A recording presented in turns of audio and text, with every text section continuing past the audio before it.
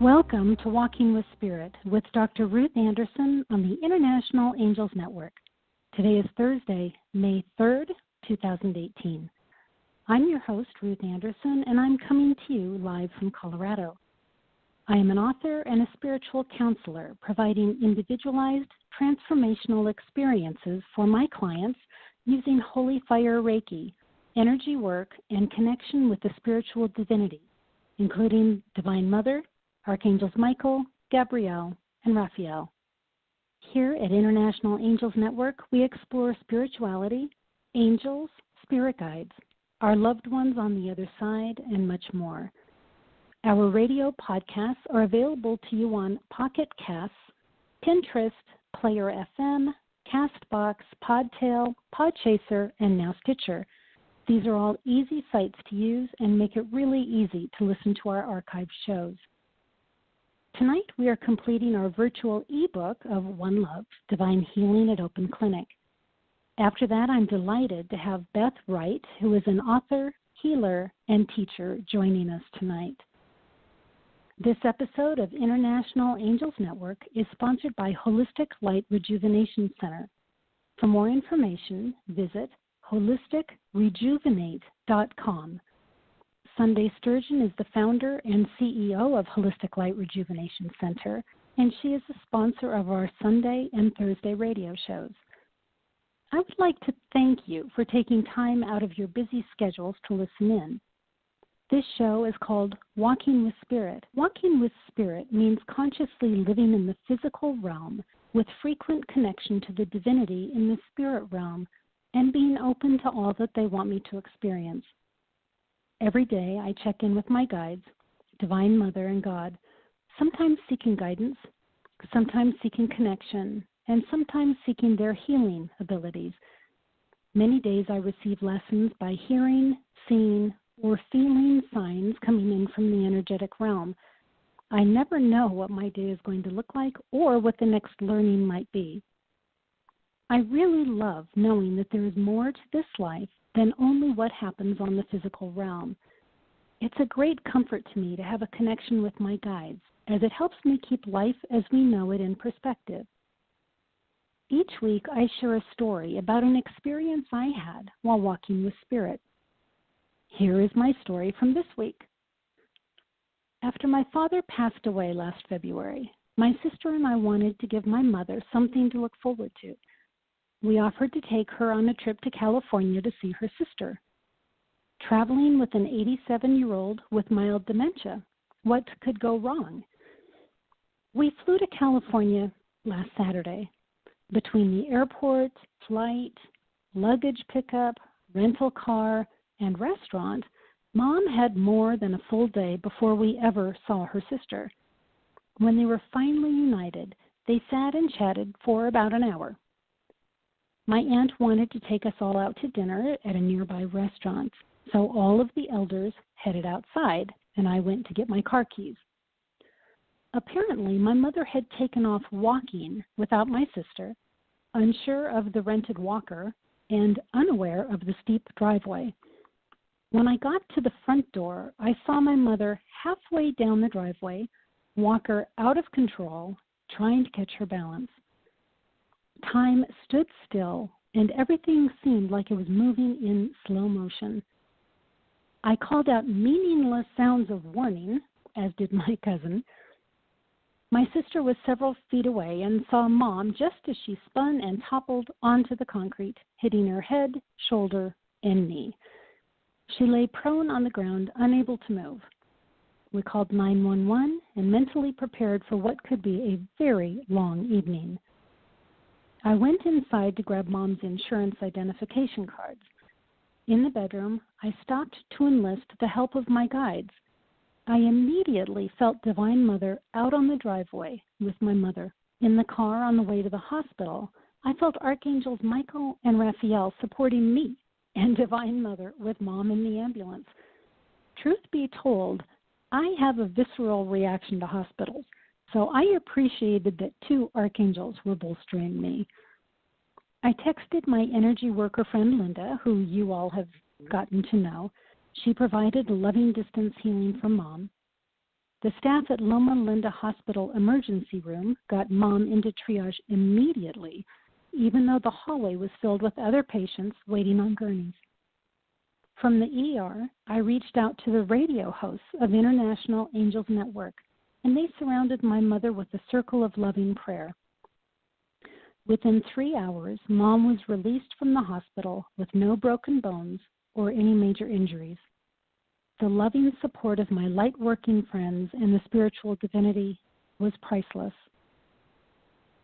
Last year, I wrote my personal narrative, One Love, Divine Healing at Open Clinic. It chronicles what I learned about my own intuition and during life lessons from the Divine Mother, Archangels Michael, Gabrielle, and Raphael. Now, this is the last week of our virtual book club. I will be playing the audio recording of Chapter 15 tonight, and after that I will be posing questions to you all that have to do with the topics covered in the chapter. But before we listen to the chapter, I wanted to share a little about the Spiritual Divinity who I work with and channeled in this last chapter. Divine Mother is the essence of all things compassion, nurturing, and maternal. Some people call her Mother Earth. Some see her as Mary, the Divine Mother of Jesus Christ. Divine Mother encompasses nature, heaven, and earth. She brings an all-embracing, all-consuming love to her healing. If you have been loved by Divine Mother, then you will want to feel her embrace over and over again. Archangel Michael, whose name means who is like God, is the most well-known angel and is found in the sacred texts of Judaism, Christianity, and Islam. Michael is known as the overseer of the archangels and for fighting against evil with the power of good. Michael is an exceptionally strong angel who protects and defends people who love God. Archangel Michael is very large, has immense power, strength, and light, and serves to help people in times of crisis, as well as help souls to pass on. Archangel Gabriel is a famous angel from the Bible who told Mary of the impending birth of her son, Jesus.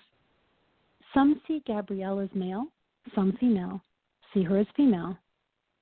Gabriel, whose name means God is my strength, is a muse for writers, artists, and communicators, motivating them to overcome fear and procrastination. She is very clever, very creative, and very inspiring. Time spent with her results in things like downloads of children's books in my head and immense motivation to write. She is clear in giving directions that I can understand, loving, supportive, and always makes me feel capable of writing something that others might want to read. Archangel Raphael, whose name means God heals, is also an archangel of Judaism, Christianity, and Islam. In the Christian tradition, Raphael is generally associated with the angel mentioned in the Gospel of John as stirring the water at the healing pool of Bethesda. Archangel Raphael is a healer, very strong, and very masculine. He is a true teacher and has taken me on spiritual journeys through meditation in order to increase my knowledge as a student and healer. Today, assuming we can get it to work on the radio, and if we can't, Claudia, I'll just read it out loud. We're going to listen to Chapter 15. Please listen along as we hear sentiments channeled by the Spiritual Divinity. So make sure to stay for questions and our guest, Beth Wright, after the recording. So let's start with Chapter 15 from the Archangels. Okay, Claudia says it's not working, so I'm going to read it out loud. Okay, so Chapter 15. I have had truly amazing opportunities to touch the divine through the archangels, to hear their words, to watch them actively healing souls, and to learn life lessons at their feet. This book has been compiled to share those lessons with other people. Is there a way to let my guides share directly their message with others? Yes, I think so. What if I devoted space to allow each of my guides to share what they wanted people to know? I sat down with the intention of meeting with each guide one-on-one. When I approached them, there was general approval for the idea. I soon understood that my personal guides were just that, my personal guides. They had no message for the masses. The archangels and Divine Mother, however, welcomed the opportunity. So Archangel Michael. The one who seemed to be the most excited was Archangel Michael. I had to wait about 10 minutes after I thought of the idea before I could sit down and get started. During those 10 minutes, there was a great deal of buzzing, frenetic energy around me. It only stopped once I sat down and began listening to Michael. He showed me his wings. They were huge, twice the size they normally were.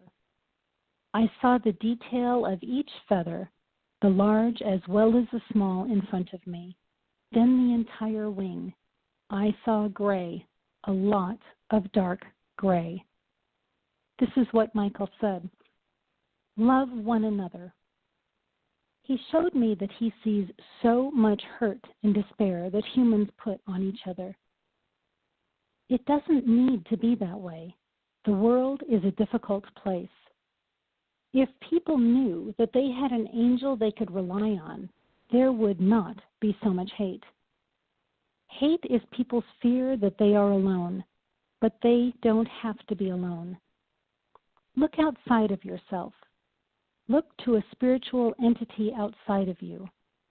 God created us, so you never need to be alone. We are here to be with you. Keep us busy.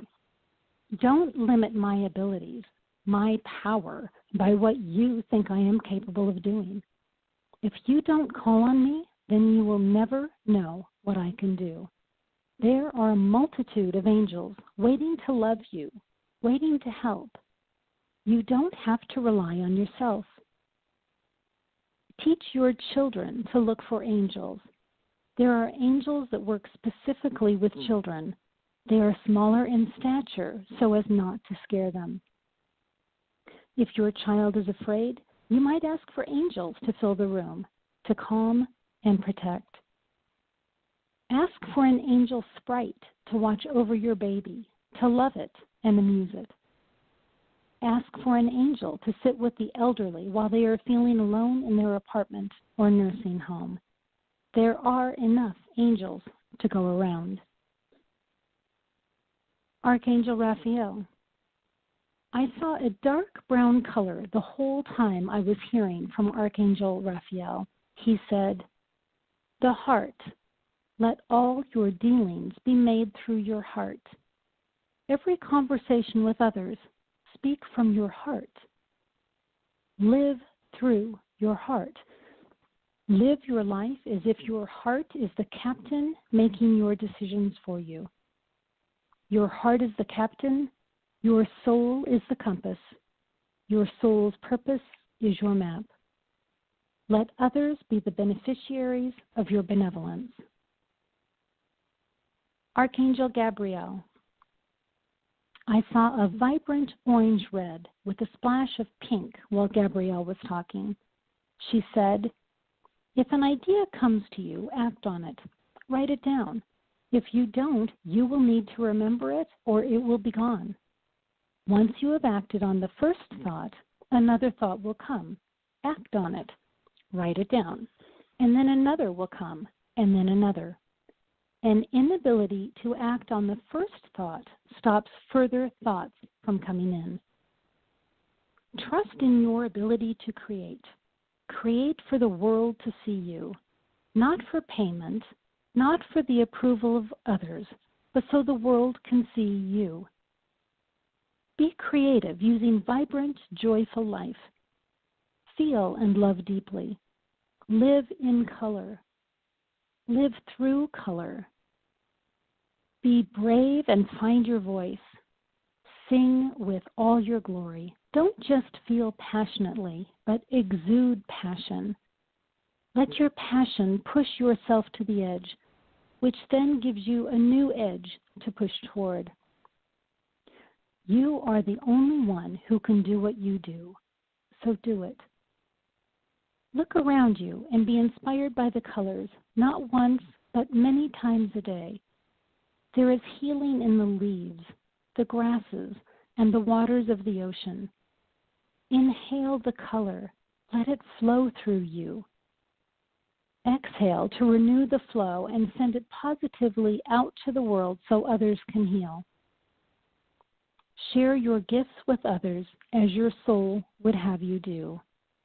Healing exists in the colors of music. And from Divine Mother. Divine Mother showed me pictures as she was talking. She started by showing me a glimpse of my good friend, Denise. Friendship. That one friend you can count on to let you be you, to share yourself and laugh with. That one friend that makes you feel you are home. That is love. Find that friendship, that love, in the beauty that surrounds you, in the purple flowers in the field, in the gold wheat that shimmers in the sunlight, and the dew on the new light green grass in the spring. Find that friendship in nature while you are walking in the field at night, in the light of the moon. See the stars. Feel the cool crunch of the plants underfoot. See a field mouse skitter by your foot. We all belong on this planet together. Nature, earth, moon, sun. Find love in your heart to care for nature. Find love and joy in each other. Envelop yourself in peace and calm in your heart. Exhale. Love Christ, love God. The most important thing in your life is the love of God. God shows himself in the greens in the grass, the gold of the hay, in the innocence of animals, the mystery of night. Love God, for in the end, that is all that matters. All loving, all love, all encompassing, all love, all love. From behind, I saw her stretch out her arms in reverence to God. White light, white healing light, white golden healing light, purity of all love, the songs of the angels. Right then I could hear angels singing in the background. Afterlife, all are at one with the angels. Chorus of beings, hallelujah, joy, white light, freedom in exalted joy, freedom of the soul in exalted joy. Methodist, Baptist, Catholic, non-denominational, it doesn't matter. God is one. God is love. One love, one love. Thank you so much for listening. And the questions I would like you to think about today are there any angels or archangels that you are particularly close to? How do they present themselves to you? And what do they represent to you? And if you could say anything to the archangels, what would you say?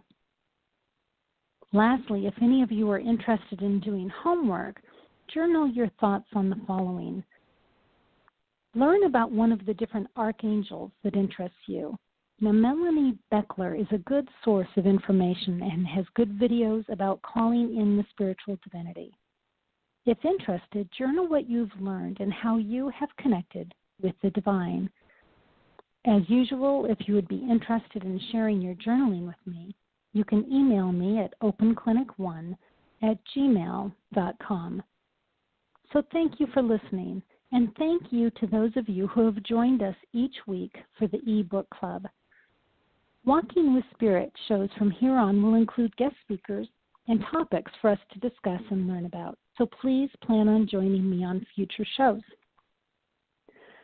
I would now like to introduce someone who was very important to me on my own spiritual journey. 2 years ago, Spirit led me to connect with Beth Wright, been on a life-changing learning curve, and I was questioning if what I had been experiencing was real or not.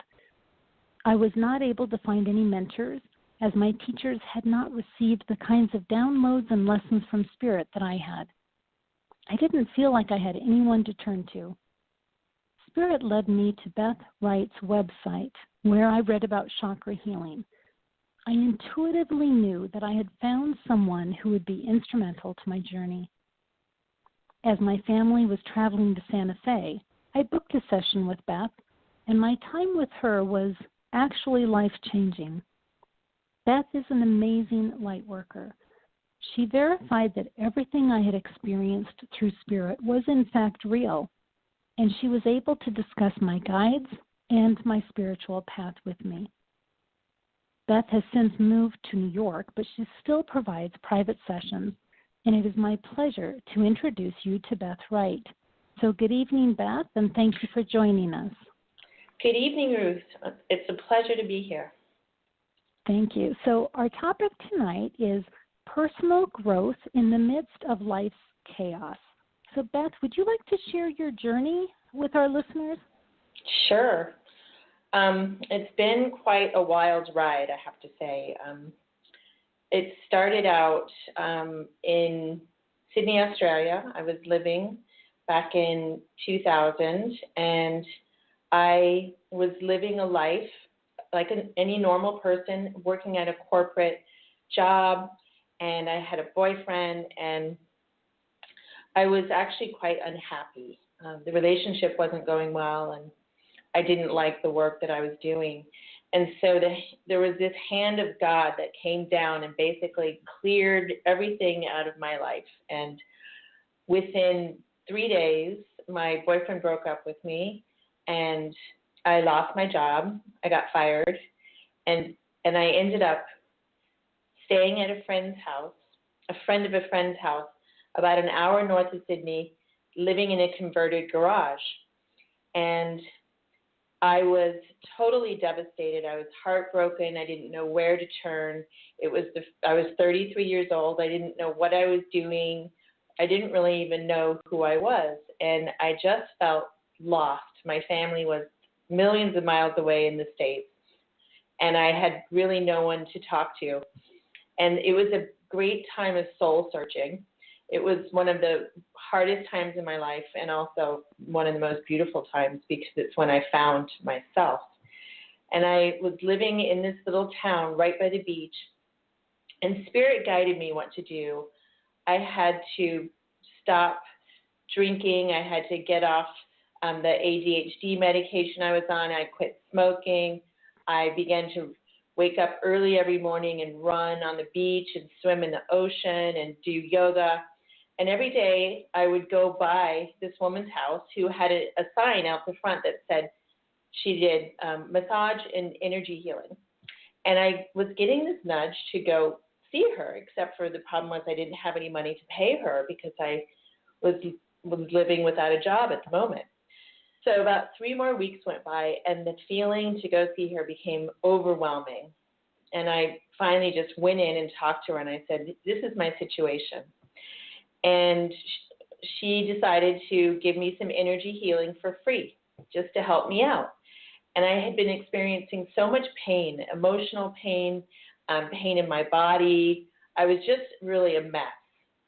And she gave me a vibrational energy healing session for 1 hour and worked on all the back of my chakras. And during that time, the Kundalini that was coiled in my base chakra shot right up through the rest of my chakras and pierced my crown chakra, and I basically met God. I had this experience so profound, and I cried the entire session, just like deep breathing, and I bawled. And when it was done, there was no pain at all. All the pain was gone. I felt connected to the earth in a way that I'd never felt before. I knew things that I didn't know before.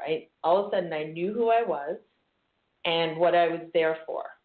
And it was a very overwhelming experience, because I really had no foundation for it, and I didn't have anyone to guide me through it. The woman was like, how are you feeling? And I was like, I couldn't even describe, right? So I left her place, and I could literally see rainbows and everything. And I could, all of a sudden I knew I could talk to flowers. But it was, that's cool. Yeah, it was, And when I walked on the beach and walked on the earth, it was like I felt connected to the earth for the first time in my life. Like I really knew I was walking on the earth. It's hard to explain, but so that one session, I never saw that woman again, but it was my awakening. It was my activation.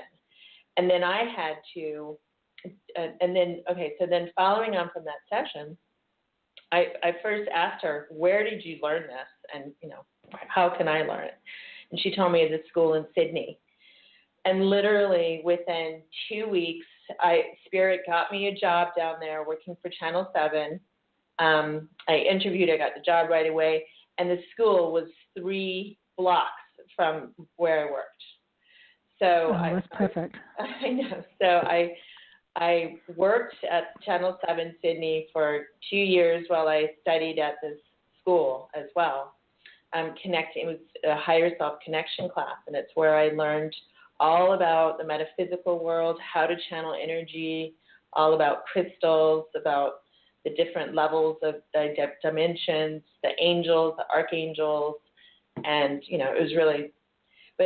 But one thing I want to say that was very valuable was I had that awakening, I had that experience of bliss, of being pain-free. But then within about a week's time, the pain started to come back, not as differently, but I noticed it came back. And I realized and I recognized that pain was being caused by my thoughts, and that those thoughts were going to need to change in order to completely eradicate the suffering that I was experiencing. So the work, the healing, or the awakening happened, but then I knew that I was the one that was responsible to do the work to change my entire auric field permanently and to raise my vibration. That was on me. Wow, good for you. Yeah, I mean, and so it took 15 years to integrate that experience, Sure. Yeah. And by the way, Go ahead. I just wanted to say I loved the opening. I love the opening of what you were saying. It was so beautiful. It really was. Thank you. Now, Beth, you ended up in the States.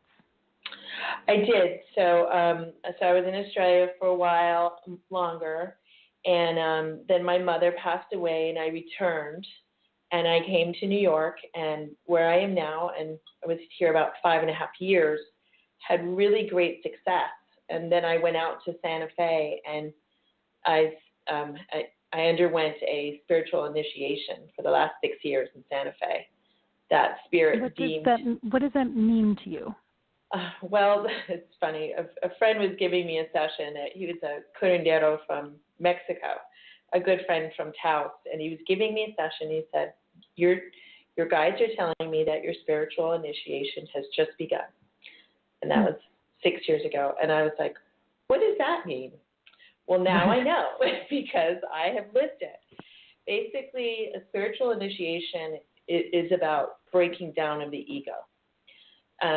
So it's experiencing hardship and difficulties over a long period of time, whereas before doors used to open, things would flow. I felt, so supported. I felt connected. And then all of a sudden it was like, I'd open a door and there was a brick wall, or I felt abandoned by Spirit. I just felt like I was doing it all alone. I couldn't access what I felt I used to be able to access before. And it was a test of faith and also a strengthener in many ways. But also, like I said, it's getting rid of the ego so that you are completely open up to the divine through humility and putting your knowledge and spiritual practices into place. Complete eradication of the ego. Yeah, it's not for the faint of heart. So no, I'm sure it's not. So when did you feel, or did you feel like Spirit actually kicked back in? Now, I don't believe that they abandoned you, and I don't think you believe that either. Correct. I was never abandoned, as you know, we're not alone. So you said that. And it's true, and it's all done for you, Everything is done for your benefit or my benefit, it's being done for me. But it sure doesn't feel like that at the time. And it's like, okay, pay attention. What do you need to learn here? Sometimes Spirit or the universe puts walls up, and we have to discern, is this a wall that we knock down or climb over, or is this a wall that tells us to go in another direction, right? Mm-hmm. Mm-hmm. And, that sort of thing. A lot of lessons for me in discernment, in knowing my own power, and that meaning my power coming from Spirit. And, when you open up to your God self, your higher being, that's where your power comes from. And if you lose faith because of difficulties and hardships over a prolonged period of time, then, you can forget that you have a higher being even. True. And right. And so it's like, don't forget, because then you'll really suffer.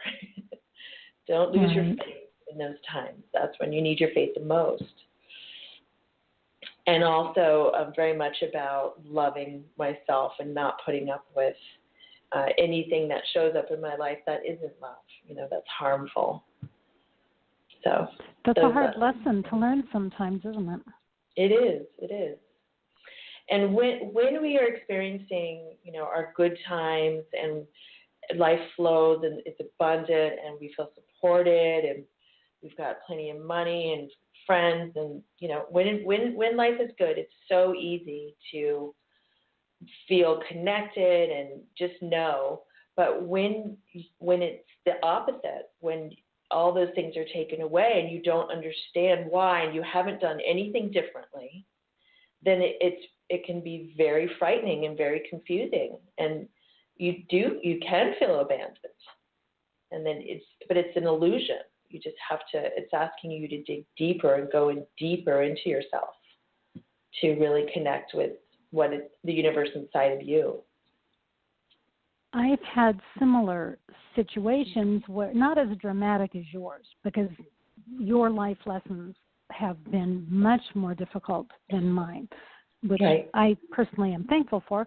But I have had situations where I go to turn to archangels and Divine Mother, and literally I see them with their backs to me. And I'm thinking, hey, come on, guys, what? Why are you not even looking at me? And when that happens, then I have to just kind of pull inside myself and ask myself some questions like, what am I supposed to learn from this? Right. Or was there something that I was supposed to learn that I just haven't learned yet? So I do have to go in and really look at things. And then they're, in a couple of days, they're right back there. But there was something that I needed to learn or experience before they're willing to pick up and start again with me. Ruth, thank you so much for saying that. I didn't, I don't see as much as you do in that way. Like I've never seen an archangel turn its back or I've felt it, right? So that's really interesting and important. It's like sometimes they won't intervene and help you because you are capable of figuring out on your own, right? That's what it sounds like.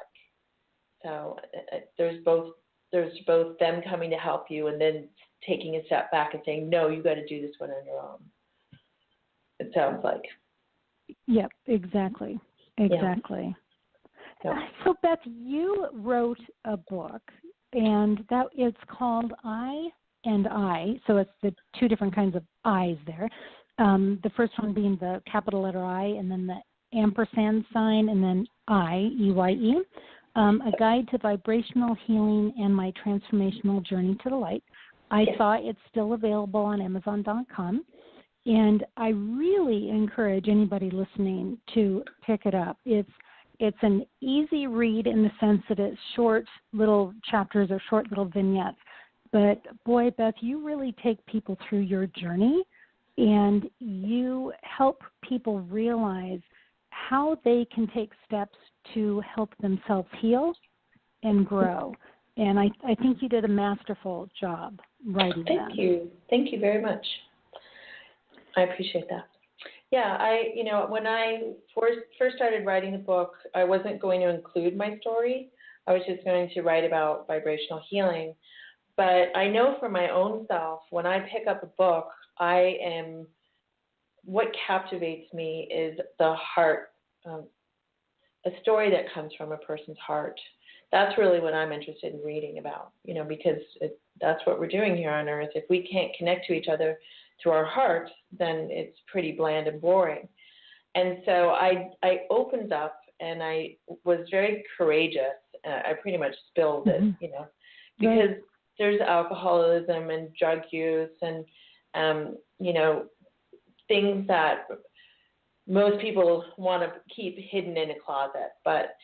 And these days, a lot of people are doing tell-alls and reveal, the darker parts of their journey, because as we know, speaking the truth sets you free.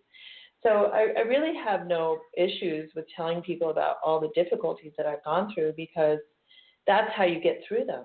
It lightens your load. It's like, here, this is what happened, because I know that when you look around a room of, say, 40 people, everybody's got something, Mm-hmm. and none of us are free of it. I don't think we're trying to be perfect and put on that perfect persona of, oh yes, I've got this all figured out. Because when you do that, you're not inviting growth into your life. If you say that you've got it all figured out, how can you grow from there? So the more you can show your vulnerabilities, first of all, the more you can connect honestly with one another and humanity, and then the more you invite growth into your path, onto your path. So the book was really important for me. It was a very cathartic. It was right after my father had died, and my mother had died, and my dog had died, and my grandmother had died. So it was like a huge Pluto, sweep of like, okay, everyone's gone there, and and so now I've got another book that I've gone through, another decade of growth and learning that I'm waiting to bring out of me and my heart, sometime in the near future. But yes, that book is very important to me. So, Beth, in the book that you are going to be gifting us with someday, some year, I know the concepts, two big concepts that come through are victim consciousness and creator consciousness. Can you talk about those two concepts? Yes. So I think that on a grand scale right now, with the Me Too movement and Black Lives Matter and all the voices that are rising up and actually being heard, we just recently saw the strength of these movements. Look to example of Bill Cosby's conviction, right? So he went on trial prior to the Me Too movement. Then, post Me Too movement, he went on trial and was convicted. Bam. Because people are taking seriously now the voices of the victims. And we've had so much oppression for so long from the patriarchal society. And now is the time of the divine feminine. Prior to patriarchal society, we had the matriarchal society. And once again, it's time for this heart-based, feminine leading the way. Because the patriarchal society, look at what it's done to the world. We can't live like this. It's just oppression and greed, and it's causing a lot of pain and violence, and it's time to end all that and come back to love, as you were talking about in the beginning of the program. So the victim, yes, there's been a lot of people victimized, and but we can't identify with being a victim, because a victim will not stand up for themselves. They will not move forward in their lives. They will not seek transformation. They just remain the victim. However, the opposite of the victim consciousness is creator consciousness, which is linking with your higher being and bringing through that unlimited source energy to co-create your life with the creator, to create something really beautiful here on earth, heaven on earth. And I feel like that is the massive wave, and that is the shift that we are seeing and experiencing now. And we are in the beginning of it. It feels to me like, all these voices are rising up, so it's gaining momentum. And it's like if you can see a wave, like a tide pushing up, energy pushing up. And then once we get to the peak of that, that's when the transformation will occur. And people, the big awakenings happening, sort of like popcorn all around the globe, people popping up, right? Pop, pop, pop, awakening. And then we begin to create things, structures, and systems within our societies that are sustainable, that are positive, that are for the people, that are not based on money alone, and that are nurturing and nourishing, and that create harmony, bringing us together in union and not leaving anybody behind. So that's the next phase, once we get through this rising up and letting go of the victim consciousness, shifting it. So, Beth, you seeing this and being able to, what you're really talking about is kind of foretelling what you see as coming down the pike. Yes.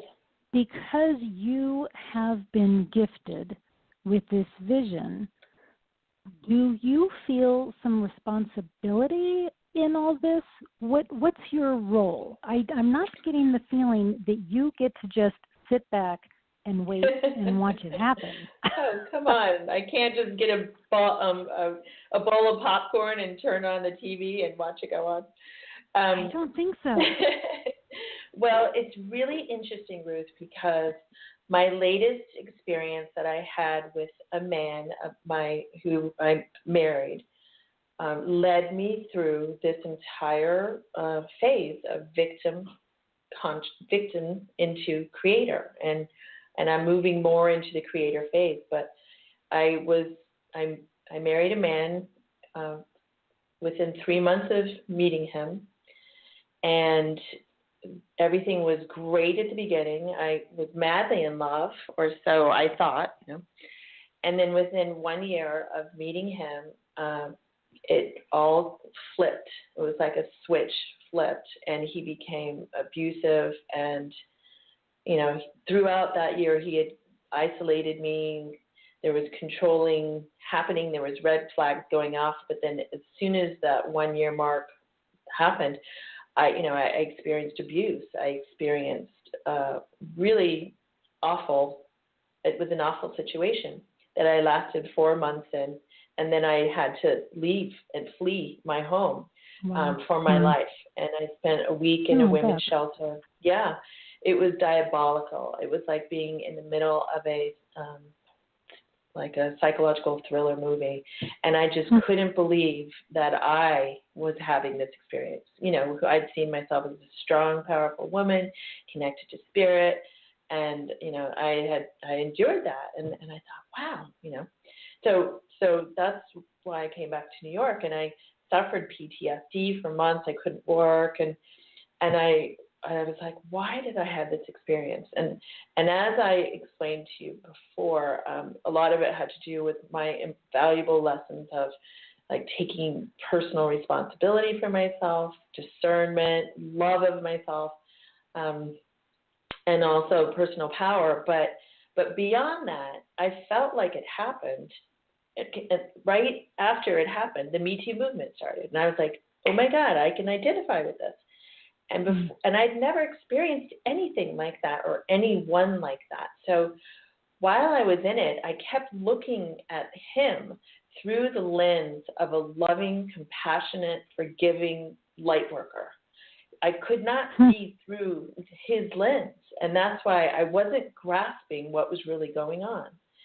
Even if I was struck or, choked, I would be able to switch out of it once it was over and he was being nice again and loving.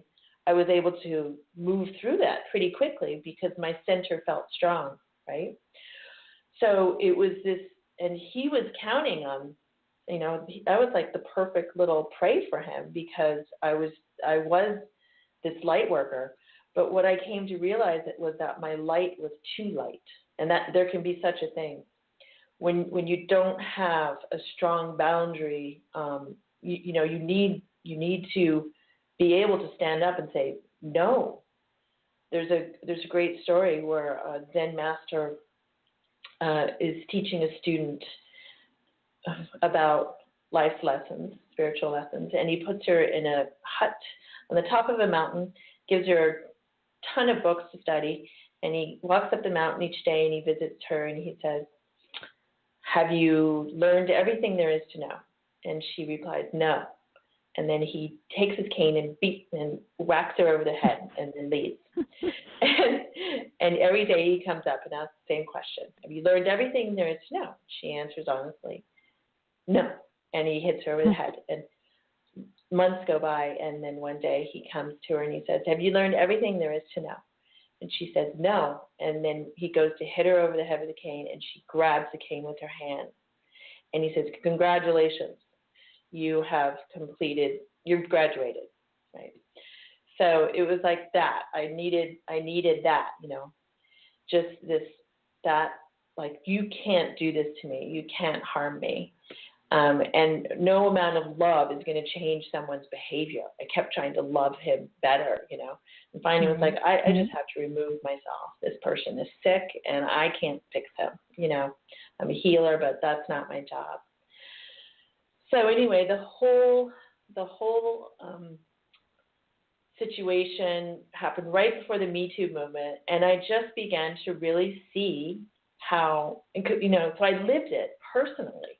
I got an up close and personal experience of what this was, and my soul is a soul that likes to experience things, whether it's good, bad, or ugly. And I'm like, okay, a little less of the ugly now, please. Like, yeah, exactly. Let's experience some of these really greater things in life. That would be wonderful. So, right. So then it dawned on me. It's like, okay, I knew what it was like to be the victim, and I experienced that. I knew that. So I was really able to grasp the whole movement of what we're doing, during this time, during the shift in humanity, moving into creator consciousness. And it's a gift. It's a beautiful gift. And I am able to see him, who I no longer am in touch with. I'm able to see him for who he is. He is on the other side, a soul.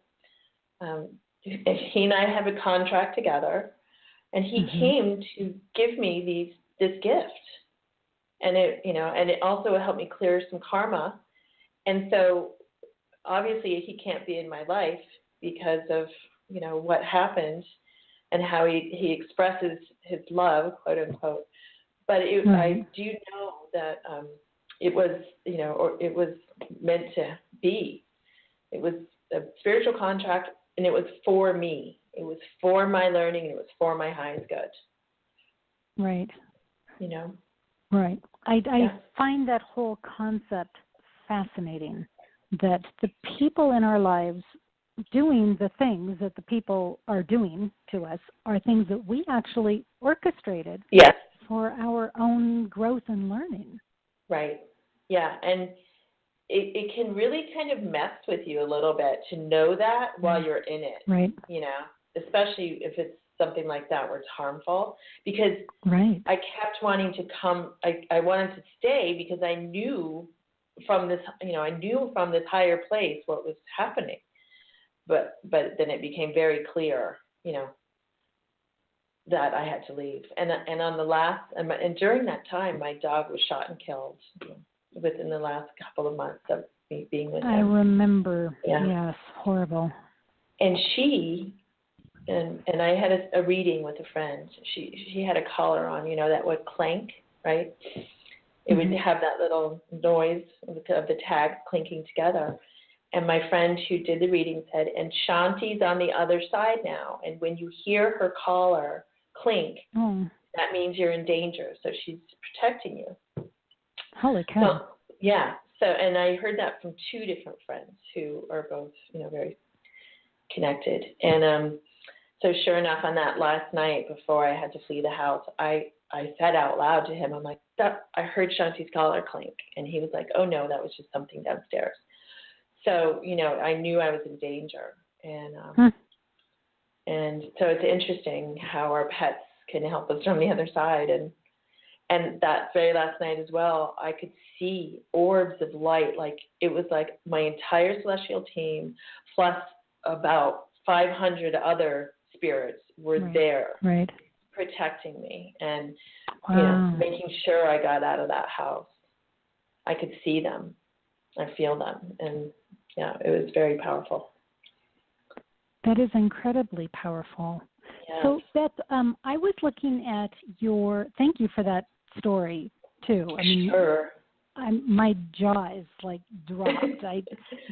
Having seen where you were living, etc., it just is so real. And I honor you for what you've been through. I'm sorry you had to go through it, but you needed, for some reason, to go through that. So I do hope that the learnings were huge. You don't ever have to go through anything like that again. I really do too, Ruth. Like maybe this is, I'd have to say that I've learned something this time. And it's just putting it into practice. And I appreciate your words. Yeah. So I was looking at your latest Spirit Works newsletter. So Beth has a newsletter, and you all can sign up for it by going to Beth's website at www.energyhealingteacher.com. And in this month's newsletter, you wrote about things that we can do daily to help counterbalance chaos. Right. So could you just take 1 or 2 minutes to talk about that, and then could you follow up with giving your contact information? Sure. Okay. So in the newsletter, I write about opening a sacred space in the morning. So you begin your day by washing yourself in white light, clearing any negativity, and then connecting to your higher being, to your celestial team, whoever they are, also to Mother, Father, God, of course. And then calling them into your day to guide your words, thoughts, and actions to provide the highest protection and guidance throughout your day. And then it's also a good time to send out any prayers for loved ones who may be experiencing difficulties or disease or hardships, and also all of humanity and Mother Earth. And a good time to set your intention for the day and then state any affirmations and express your gratitude for just being here. So that's a great way to start every morning with that opening of the sacred space for your day. And any yoga practices, chanting, or anything else that you do that are spiritual practices that are going to strengthen your center and your connection to God. And in this time of chaos, we really need this daily practice. Sadhana is how it's known in the yogic world.